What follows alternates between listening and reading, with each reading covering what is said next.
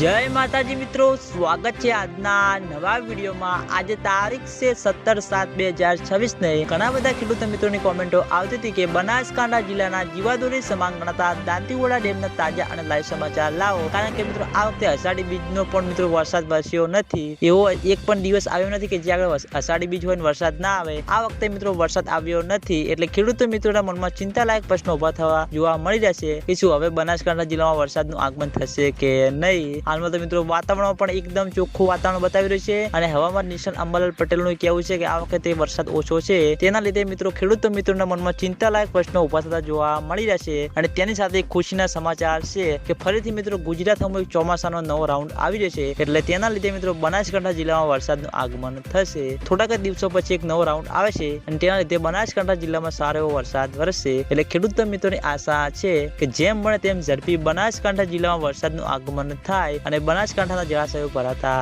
થાય। તો મિત્રો બનાસકાંઠા જિલ્લાના જીવાદોરી સમાન ગણાતા દાંતીવાડા ડેમ, શિવપુર ડેમ અને મુક્તેશ્વર ડેમમાં પાણીની આવક શરૂ થશે। તો સૌથી પહેલા તમને બધાને આ ચેનલ દ્વારા વિડીયો બનાવીને જાણ કરવામાં આવશે, એટલે તમે બધા અમારી ચેનલ ઉપર નવા હોય તો વિડીયોને લાઈક કરી દેજો, કોમેન્ટ કરી દેજો અને ચેનલને સબસ્ક્રાઇબ પણ કરી દેજો। તો મિત્રો જય માતાજી।